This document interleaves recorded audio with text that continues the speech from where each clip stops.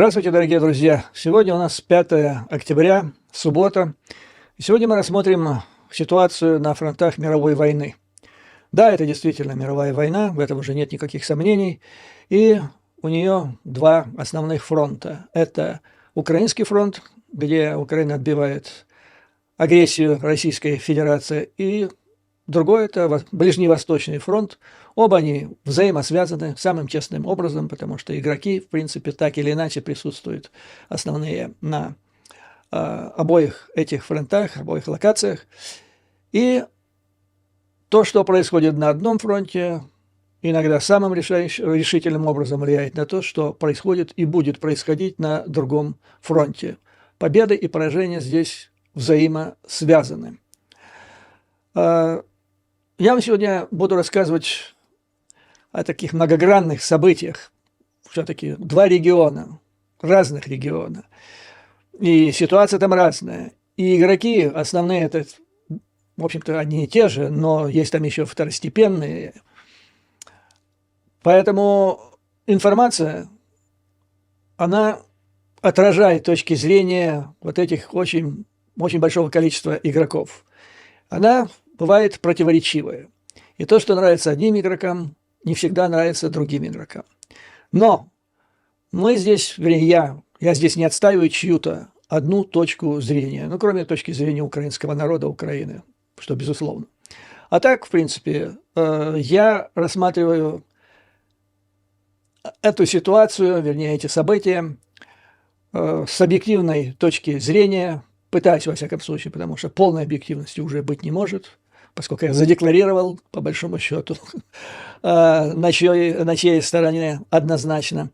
Но, тем не менее, мы здесь занимаемся не пропагандой, а анализом. И прошу это иметь в виду, поскольку оценки разные, но они важные. Я не хочу их косить под одну гребенку, тем более, что некоторые читатели пишут, просят меня этого не делать. Пусть это будет острая и противоречивая информация, кому-то она будет не нравиться, но это информация, понимаете? Это информация, это изложение чьей-то позиции. Это не моя точка зрения, поэтому не надо это воспринимать, что я кого-то здесь зомбирую, пытаюсь в чем-то убедить. Я вам транслирую просто информацию из тех источников, которых считаю компетентными, авторитетными, ну и для того, чтобы понимать правильную ситуацию и тенденции ее развития, надо просто иметь в виду все точки зрения, которые имеются, вне зависимости от того, нравятся они или не нравятся. Прошу это учесть. И поехали. Начнем с Украины. Британский Independent, проанализировав весь блок информации, касающийся Украины за последнее время, ну, со дня оставления Вугледара, скажем так, делает несколько выводов и прогнозов на обозримое будущее. По мнению газеты, переговоры по поводу войны в Украине в ближайшее время невозможны и не планируются. Это такой вывод газета делает из многочисленных заявлений западных чиновников, с которыми газета разговаривала, вернее, журналисты. Эти западные чиновники добавили, что Украине вряд ли удастся быстро обратить вспять недавние успехи России на Донбассе. Поэтому ожидается относительная стабильность на линии фронта. Но здесь бы я сделал паузу и выдохнул для успокоения, потому что наибольшую обеспокоенность и у меня, и у многих других сторонников Украины вызывала иногда такая позиция, экзальтированная некоторых комментаторов, которые называли Угледар стратегическим, городом, стратегическим объектом. А что такое стратегический объект? Это значит, если он падает, то значительная угроза возникает полного проигрыша войны. По мнению Independent, я считаю это мнение правильное, Вугледар – это не стратегический объект, поэтому для паники оснований пока нет. Газета называет Вугледар тактическим объектом, и то, что Россия захватила этот важный с тактической точки зрения город, это серьезная но тактическое, не стратегическое событие. Западные чиновники заявили газете: мы не увидим, это прогноз их, мы не увидим внезапного прорыва и быстрого дальнейшего продвижения России на Запад. Это будет продолжение, то есть продвижение, но оно будет медленным, таким, как оно было и до сих пор. Вот, кстати, генерал Ходжес обращает внимание о том, что от Авдеевки до Вугледара, он насчитал там примерно 50 километров, это то расстояние, которое Раша преодолела примерно за 7 месяцев, неся при этом чудовищные потери, прежде всего в живой силе. То есть тут это еще большой вопрос, если сравнивать, кто понес большие потери, но это только будущее. Будущее покажет, в зависимости от того, куда дальше пойдет ход событий. Западные чиновники также заявили, что не видят никаких перспектив для переговоров в ближайшее время по поводу войны. Тоже очень важное заявление, потому что читаешь другие источники, и там только о переговорах. Россию пригласить, опять очередной мировой хурал о мире, уже прогнозы о том, что война закончится в этом году. Ну вот вам вот такой прогноз. Я считаю, что он сбалансированный, и он более близок к действительности. Следующее, поскольку мы будем говорить здесь и о Украинском фронте, и о Ближневосточном фронте, обращаю ваше внимание, весь анализ серьезных аналитиков сводится к тому, что исход войны и на том, и на другом фронте в значительной степени зависит от исхода американских президентских выборов. То есть до 5 ноября, и там ситуация станет гораздо яснее. Но работа ведется, напряженная сейчас, которая оказывает влияние из Вашингтона на оба эти фронта. Так вот, есть такое издание, которое мало кто знает, называется The Conversation, беседа. Это ресурс, который выражает, или не просто выражает, а он существует, то, что там публикуется, как академические материалы, то есть научные, аналитические, не для массового читателя. Это иногда сухая аналитика, выжимка из массы информации, которая в мире существует на эту тему. Среди читателей их примерно, где-то так, 11 миллионов по всему миру, в основном в западном мире. Поэтому надо относиться серьезно. Это не для развлечения, так сказать, информации, не для того, чтобы погреть или, наоборот, охладить уши. Так вот, на этот раз это издание анализирует так называемый двуединый план Байдена по защите будущего Украины в последние дни его пребывания в должности.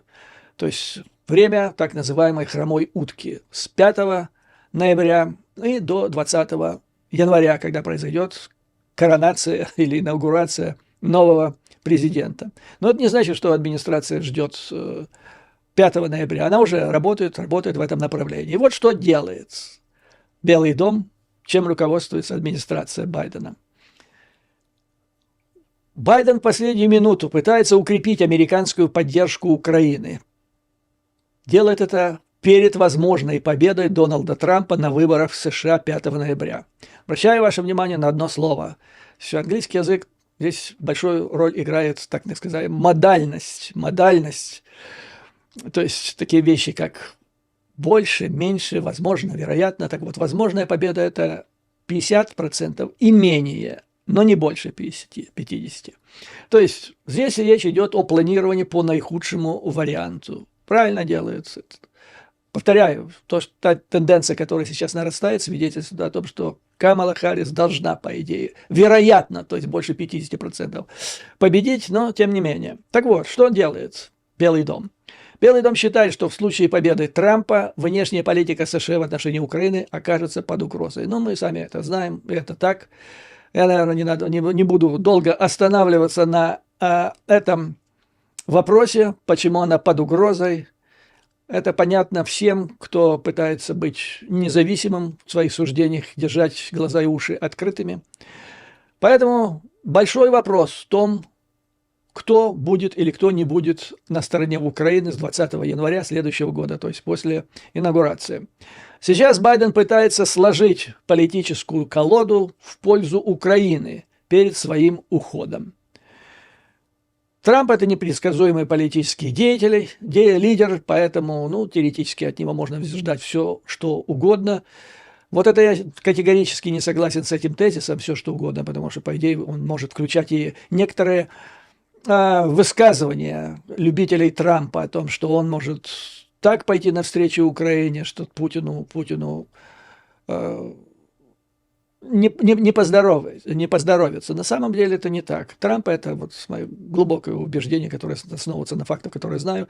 Это фактически баллонка ручная Путина, поэтому ничего против Путина радикально он делать не может априори.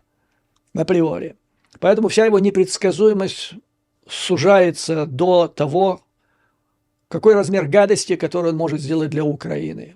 То есть то ли более, то ли менее. И сколько он может, насколько открыто, и сколько сильно и быстро он может сдать Украину Путину. То есть быстро и сразу все, или по кусочку там и медленно. Признаки, да, здесь газета соглашается, признаки для Украины не очень хорошие. Считается, что Трамп стремится умиротворить Путина, а также публично напал на президента Украины Зеленского. Тут же приводится мнение представителей Евросоюза, и американских официальных лиц, которые выразили опасения, что Трамп прекратит финансирование Украины, даже вынудит Зеленского согласиться на прекращение огня, возможно, отдать территорию Путину. Поэтому Байден считает необходимым защитить политику США в отношении войны в Украине, защитить от Трампа, даже на тот случай, если Трамп станет президентом. Вариантов тут немного, собственно говоря, два. Первое. Все уже понимают, что война в Украине будет закончена путем переговоров, за столом переговоров.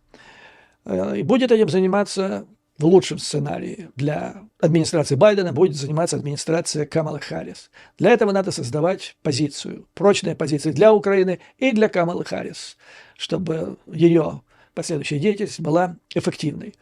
Это отражается сейчас на предвыборной кампании в Соединенных Штатах. Она очень поляризирована, как вы видите, льется массу негатива на Харрис со стороны трампистов, в основном среди безбашенной МАГА, которая является здесь, как называют, культом или сектой.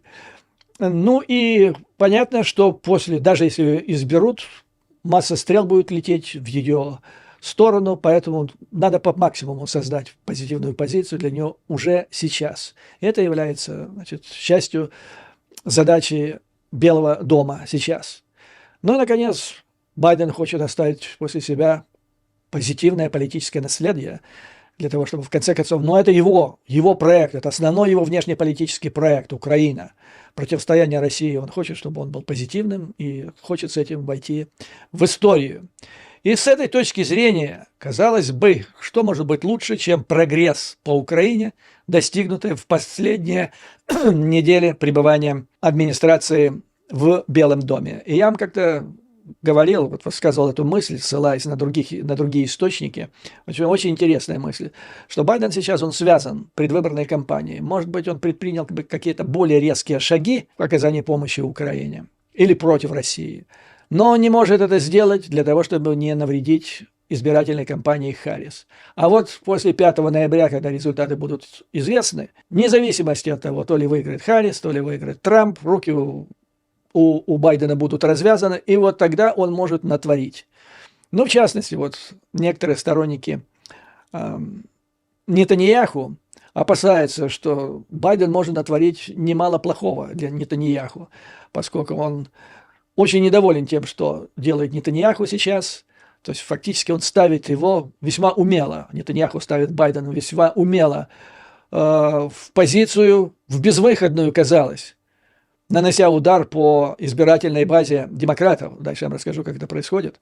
Это вызывает дикое раздражение в Белом доме. И есть такое опасение среди сторонников Нетаньяху, что Байден может отплатить за это после 5 ноября. Скажем, Организация Объединенных Наций поспособствовать принятию какой-нибудь резолюции, которая ну, надолго оставит свой след в истории международной дипломатической практики и будет очень неприятно для Нетаньяху. Ну так вот, что касается Украины, вернемся назад немножко. Значит, что Байден собирается делать и может сделать? Первое – это публичный жест какой-то о своей поддержке Украины. Причем сделать такой мощный публичный жест. Для чего это делается? Для того, чтобы он настолько привлек внимание американского избирателя, ну и вообще американцев, настолько стал громким, впечатляющим, чтобы Трамп, даже если его уже выберут, что он не смог бы это все положить под ковер, как-то заиграть это дело. То есть надо такое, чтобы громко прозвучало. Ну, в статье не говорится, что это может быть, но когда я думаю о том, что может быть таким сильным публичным жестом, я могу прийти только к одному, самому сильному и публичному. Это что-то связанное с ускорением вступления Украины в НАТО. Или как что-то иначе связанное с ассоциацией Украины с НАТО. С другой стороны, я вам сам говорил, что я практически исключаю вариант, что вот сейчас Украина будет принята. Это по времени невозможно.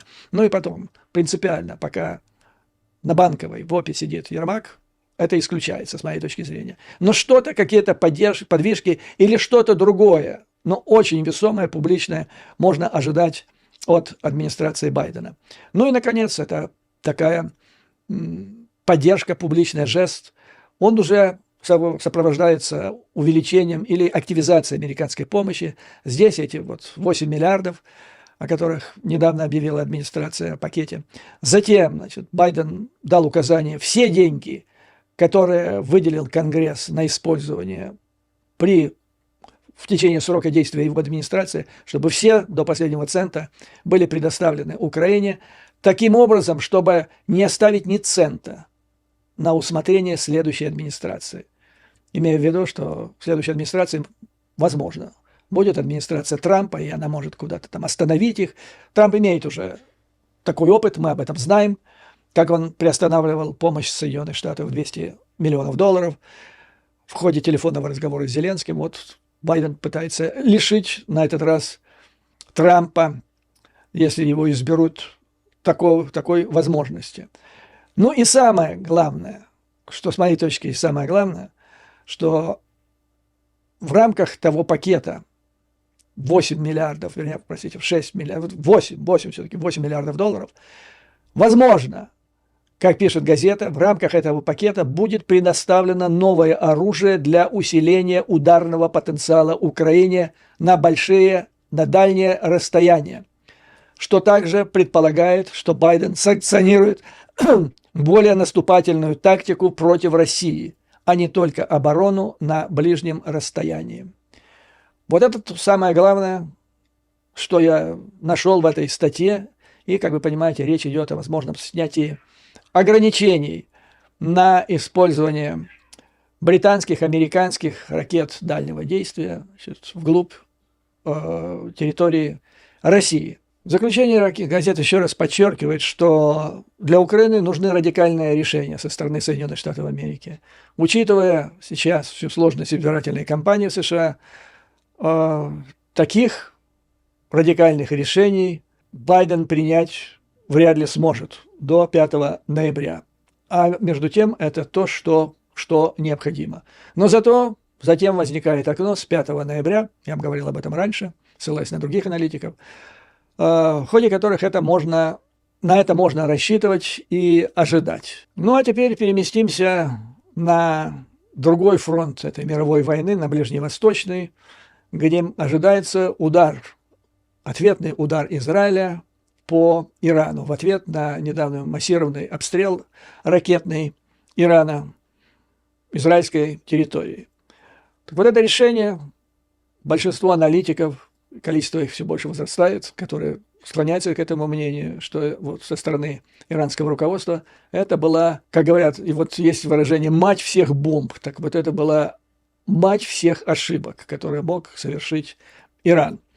Я слушал в последнее время ряд британских аналитиков, которые занимаются всю свою профессиональную жизнь Ираном, причем на очень высоком уровне, И вот когда они анализируют, что сложилось в результате развития последних событий, получается, что Иран, вот сейчас перед ним стоит вопрос, быть или не быть существующему режиму. Ну, возьмем, значит, главного великого кормчего аятоллу Хаминеи, 85 лет. Человек давно не появлялся на публике, очень слаб здоровьем, и, говорят, с рассудком у него тоже не совсем. Нормально все. То есть он теряет связь с внешним миром. Но об этом, допустим, вот один из крупных аналитиков британских, он приводил пример недавнего высказывания Хаминеи, публичное, в которых он охарактеризовал Израиль как разлагающееся формирование, государством он его не называет, разлагающееся сионистское формирование, которое вот ткни его, и вот-вот оно рухнет и рассыпется. То есть человек фантазирует просто в полном отрыве от реальности.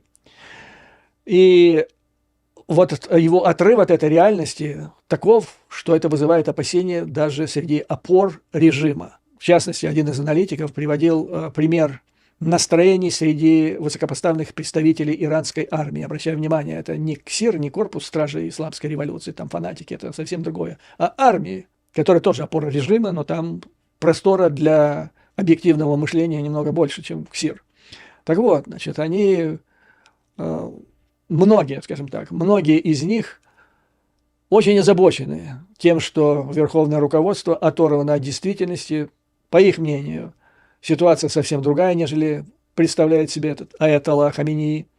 И вот этот разрыв, он может стать катастрофический для Ирана. Катастрофическим, потому что, ну, во-первых, рухнула вся оборонная концепция страны, как я вам рассказывал в предыдущих видео. Вся оборонная концепция Ирана состояла в создании вот этой оси, оси сопротивления, в которую входила Хизбалла, Хамас, Куситы. То есть это передовая линия обороны Ирана, которая должна была защитить или вступить в бой с Израилем, если бы все было нормально. Теперь эта ось практически исчезла, и Иран оказывается чуть ли не безоружным 1 на 1 против Израиля. Это в то время, когда, опять-таки, по оценке британских аналитиков, до 80% населения Ирана очень, ну не то что недовольны, они ненавидят существующий режим. Все, достали уже. То есть вот те волнения, которые были в 22 году, когда скончалась в полицейском участке, вернее, она скончалась в госпитале, куда ее доставили из полицейского участка, куда она попала за то, что она якобы неправильно носила то ли платок, то ли хиджаб. И это вызвало массовые, длительные беспокойства, волнения по всей стране. То есть это никуда не ушло, это, наоборот, накопилось. Поэтому ситуация критическая. Речь идет о том, что Иран может рухнуть и достаточно быстро. Как быстро? Это зависит всецело от Израиля. Вернее, не совсем всецело. Это во многом зависит от результатов выборов в Соединенных Штатах Америки. Ну и от взаимоотношений, личных взаимоотношений Нетаньяху и Байдена, о чем мы поговорим дальше. Так вот, значит, 4 возможных развития ситуации в Иране. Первое. Крупное нападение Израиля, которое приведет к падению режима. Полномасштабная израильская атака на военные, ядерные и другие объекты, разрушение инфраструктуры, ну и тут же возникает народное волнение, и все это ведет к падению режима. Затем реакция в Иране на международное событие, на международное давление. То есть международное давление усиливается, западное государство новые санкции вводят. В результате это подстегивает внутреннее недовольство, и опять-таки возникает движение народное внутри страны, и опять это ведет к расколу или ослаблению режима. То есть не падению, а резкому ослаблению. То есть Иран, как самостоятельный, крупный, сильный игрок в этой мировой войне, он фактически перестает существовать.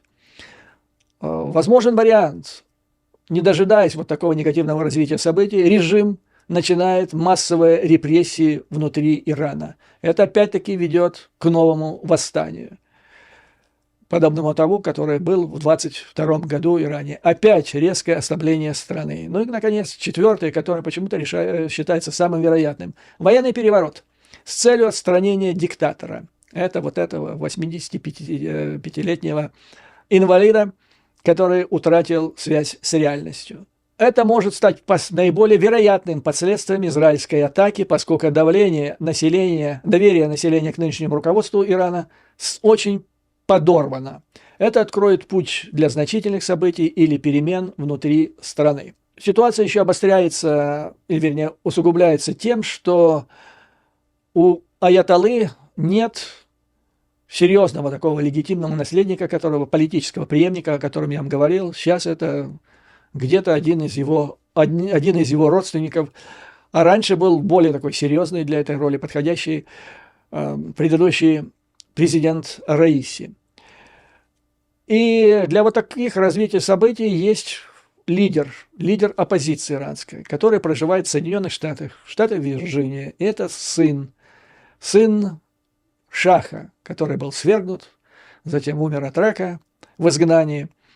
А жив и проживает в США наследный кронпринц Реза Пехлеви, и который пытается более-менее играть активную роль в тех событиях, которые происходят сейчас в стране.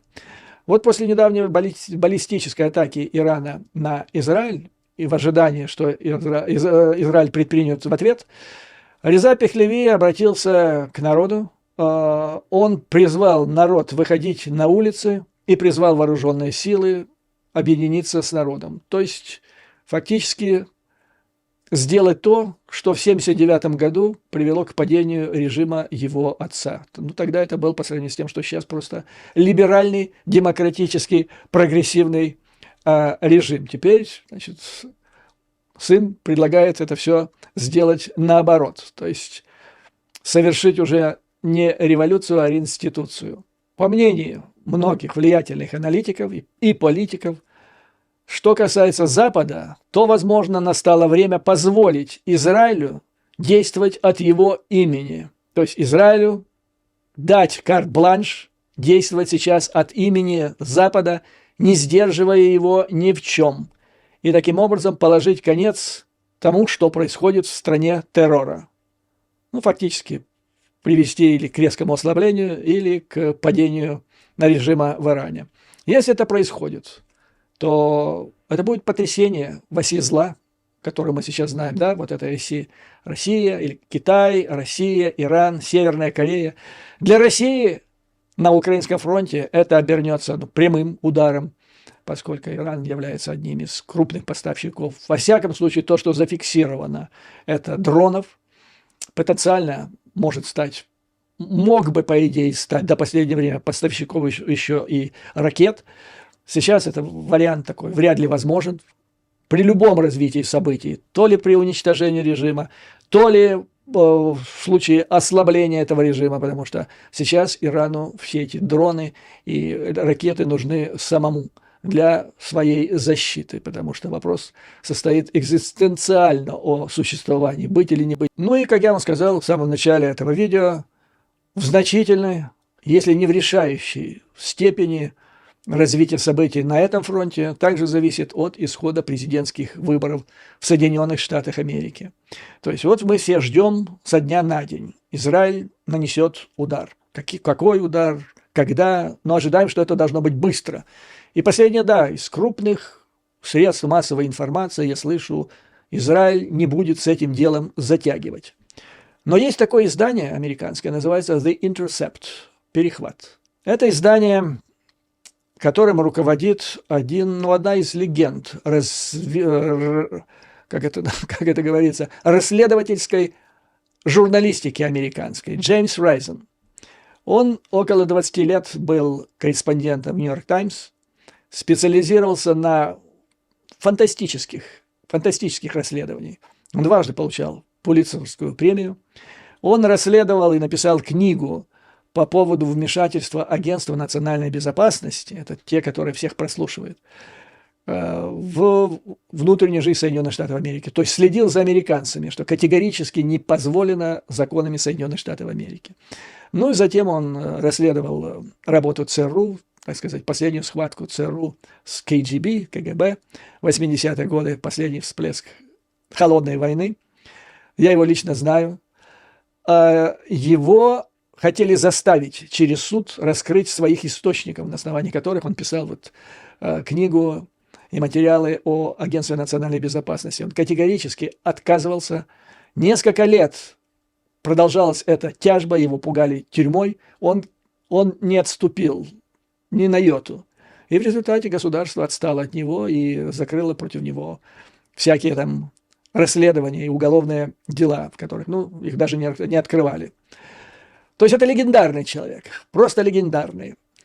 И те материалы, которые публикуются и выходят из-под его пера или его компьютера, они уникальны по глубине анализа и объективности изложения. Так вот, значит, хочу привлечь ваше внимание на статью, которую вот то, что он здесь поднимает, вряд ли вы услышите из других источников. Это роль выборов в Соединенные Штаты Америки на войны, которые сейчас ведет Путин в Украине, а Нетаньяху против Ирана и иранских сателлитов. Опять-таки, я напомню еще раз, господа, это я не высказываю свое мнение, не надо сейчас в меня бросать там комья грязи или камни, или стрелы в меня запускать. Я вам излагаю мнение, интересное мнение. Я считаю, что вы заслуживаете того, чтобы это мнение услышать. Вопрос здесь не в том, нравится оно вам или нет. Вопрос в том, что это из серьезного источника, и оно имеет, то, что здесь написано, имеет место на существование, и необходимо это иметь в виду. Так вот, согласно статье, Владимир Путин и Биби Нетаньяху хотят победы Дональда Трампа, чтобы продлить и усилить те войны, которые они сейчас ведут. Итоги этих двух крупнейших войн в мире зависят от результатов американских президентских выборов. Почему они хотят, и Путин, и Нетаньяху, иметь следующего президента в Вашингтоне? Для того, чтобы они смогли продлить и усилить свои, как называется, жесткие войны без американского вмешательства. То есть они считают, что Трамп, президент в Белом доме, развяжет им полностью руки. Им не надо будет оглядываться Путину, не надо будет бояться новых санкций, нового оружия, которое американцы могут поставить Украине там, и так далее. А Нетаньяху тоже будет дан зеленый свет, делай, что хочешь. Хорошо это или плохо? Я считаю, в принципе, по большому счету, вот отсутствие американского сдерживания. Тут речь идет о том, что эти два, значит, Нетаньяху и Путин хотят избавиться от американского сдерживания. Хорошо это или плохо? По большому счету, я вам скажу, это плохо, потому что сдерживание, оно всегда хорошо, по большому счету. Вот даже у американцев вся система основана на сдержках и противовесах. Убери сдержки, и система рано или поздно рухнет. Убери сдержки вот во внешней политике, и действия людей, у которых развязаны руки, может привести к мировой катастрофе. Ну, скажем так, здесь у многих аналитиков есть полная уверенность в том, что война – это условие политического существования Нетаньяху. То есть я понимаю, что в Израиле много людей, которые категорически с этим не согласны. Но не все зависит от этой точки зрения. То есть такое, есть другое мнение, но это важно иметь в виду. То есть поэтому считается, Нетаньяху, если ему дать карт-бланш, он может погрузить весь Ближний Восток в пучину кровавой войны, которая затронет или бумерангом ударит и по Израилю. Ну, допустим, если полностью, значит, разрешить Израилю делать то, что хотел бы, допустим, как считается, Нетаньяху, прольется много крови, но и усилится террористическая деятельность против Израиля. Потому что терроризм – это шаг отчаяния, когда ты не можешь победить в большой серьезной войне, остается что делать? Остается заниматься терроризмом. Ну, а здесь любая страна, она практически на 100% сейчас защитить себя не может. Посольство, представительство Израиля есть по всему миру. И если по всему миру начнется террор против них, то Израиль придется замкнуться в своих собственных границах. То есть нужно как-то действовать против врага, против терроризма, против Ирана, таким образом, чтобы это не довело до крайностей, скажем так. Так вот, как пишется дальше в статье, Нетаньяху ведет свою войну в Газе, полагая, что администрация Байдена не сможет обуздать его до президентских выборов, не рискуя нанести серьезный ущерб политическим перспективам Камалы Харрис. Нетаньяху целенаправленно пытается поставить демократов в затруднительное положение вот сейчас, во время президентских выборов США. Дело в том, что Демократическая партия, ее избиратель, состоит из двух крыльев или двух составных частей. Первое – это прогрессисты, их много, и среди них преобладают сторонники того, чтобы прекратить эту войну, немедленно остановить огонь и договариваться. И второе важное у них требование – это два государства, палестинское государство. С другой стороны, значительная часть избирателей Демократической партии – это те, которые очень позитивно относятся к Израилю. И они никакого прекращения огня – это первое, второе – никакого второго государства. Ну и получается, что в такой ситуации загнанный в угол Байден, он как уж на сковородке сейчас. И надо умиротворить прогрессистов. Помните, я вам рассказывал позицию Майкла Мура, этого могущественного сторонника в плане пиара Камалы Харрис, который рассказывал, что один проигрыш штата Мичиган, в котором проживает 200 тысяч мусульман-палестинцев и 300 тысяч мусульман, которые, значит, выходцев из Северной Африки, из Ближнего Востока, то есть его нельзя проигрывать, это вот этот свинговый штат. А если стать полностью на стороне второго крыла, умеренного Демократической партии, то все они проголосуют против Камалы Харрис, и все. И тогда приходит Трамп. Трамп, он хорош для Путина, он хорош для Нетаньяху, но он плох для Украины и для массы других игроков или заинтересованных сторон. Поэтому вот так приходится крутиться Байдену, пытаясь выехать из этой весьма серьезной ситуации. Вот в частности, один из лучших вариантов для вице-президента с Камалой Харрис был бы губернатор Пенсильвании Шапиро. Так вот, его не взяли только потому, что это Шапиро, потому что тогда бы все мусульмане проголосовали против Камалы Харрис, она проигрывает. И выбрали этого Волса. Ну, вот так. Поэтому Камале сейчас приходится тоже проявлять огромную гибкость. И эта гибкость, она не нравится Нетаньяху, но она не нравится и Путину. Поэтому Нетаньяху знает, что если придет Трамп, то он получит зеленый свет от Трампа. Делай все, что хочешь. Соединенные Штаты в это дело вмешиваться совершенно не будут. И тогда эта война может, без всякого, значит, сдерживания, может предпринять совсем другие масштабы. Как считается, Трамп поддержит стремление Нетаньяху установить израильский контроль над всей остающейся палестинской территорией. Ну и здесь приводятся вот такие данные, что недавно проведенный в сентябре опрос общественного мнения в Соединенных Штатах Америки показал, вернее, нет, это не в Соединенных Штатах Америки, видимо, это в Израиле, что 58% израильтян проголосовали бы за Трампа, если бы они имели такую возможность голосовать, принимать участие в американских президентских выборах. Ну, а что касается Путина, тут, я думаю, долго не надо останавливаться на этом вопросе, потому что понятно, что Трамп – это марионетка в руках Путина, в этом не должно быть никаких сомнений. Поэтому там вот разговоры, он непредсказуемый, может быть такое, что он вот, став президентом, такой Кузькину мать покажет Путину, что тому жизненным не покажется. Это все пустые, полностью пустые разговоры. Вспомните то видео, которое я вам здесь демонстрировал, он на канале есть, о том, как шампанским обмывали победу Трампа на выборах в одной из главных пропагандистских телевизионных компаний страны. Сколько там было радости и легкования. Это их человек пришел, не сторонник, не союзник. Это их марионетка пришла, выиграла выборы в Соединенных Штатах.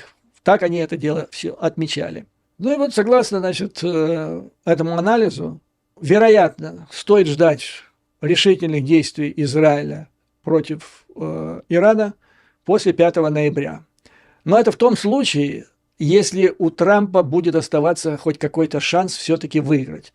Если же Нетаньяху поймет, что у него выбора никакого, то тогда, значит, удар по Ирану будет нанесен раньше. Не будет смысла ждать окончания и результатов президентских выборов. Что касается Кремля, Путина, то, как пишется в газете, сегодня российская кампания дезинформации очередной раз направлена на то, чтобы помочь Трампу снова победить. И она уже ничем не прикрыта. Если в 2016 году это скрывали, отрицали, в 2020 году тоже по большому счету, то сейчас это ее превратили в нечто нормальное. Вот российское вмешательство в американские выборы превратили в нечто обыденное, которое уже, вот как здесь пишется, народ, избиратель американский, просто, слыша о ней, просто пожимает плечами. Но, как пишется в статье, если эта кампания дезинформации российская поможет Трампу победить, последствия для Соединенных Штатов и всего мира будут катастрофическими. Таким образом, на самом деле, цель победы Путина и Нетаньяху на выборах, имеется в виду в США, а цель этой победы – это избрание Трампа, она проста. Они знают, что с Трампом в Белом доме их войны могут продолжаться бесконечно и без всяких последствий для них. Вернее, есть последствия. Нетаньяху, считается, он будет, вместо того, чтобы отбиваться от судебных преследований за коррупцию там и так далее, он будет одним из популярнейших людей, если его война будет идти успешно, он будет оставаться в кресле политического лидера. Ну, а для Путина открываются шикарные, широкие возможности. Ну, то есть ситуация, она такая очень-очень нестабильная. Ну, то есть война, на войне как на войне. Обращаю внимание в заключение. Большая напряженность, особенно на Ближнем Востоке, в ожидании этого удара, будут ли по ядерным объектам или нет Ирана, они нанесены. Но что-то мы не слышим громких заявлений от двух других, самых главных игроков этой, или звеньев вот этой оси зла. Российская Федерация. Никаких гневных там заявлений в поддержку Ирана против, скажем так, неправильных действий Израиля. Так, по большому счету, не слышно. И Китай, по большому счету, помалкивает, потому что Китаю, вот то, что происходит сейчас на Ближнем Востоке, оно так вообще и не надо, вообще не надо. Китаю надо свобода судоходства в Красном море. С экономикой не все хорошо, они сейчас сделали ставку на реанимацию через ускоренное вливание огромных денег в оживление китайской экономики. Для этого нам нужна торговля, свобода судоходства в Красном море. И зачем им все это нужно? Для того, чтобы вот что-то затеяно. Поэтому я бы назвал это, да, она Вторая мировая война, но она странная мировая война, когда действия игроков на одном фланге, вот со стороны оси зла, они совпадают только в одном – насолить Соединенным Штатам. После этого цели и стремления остальных игроков, они могут резко расходиться. Вот на этом, дорогие друзья, я хотел бы закончить сегодняшнее видео. Опять-таки, еще раз напоминаю, то, что я вам сейчас сказал, это не моя личная точка зрения. Я не на одно из этих мнений, так однозначно, ни одного из них не поддерживаю.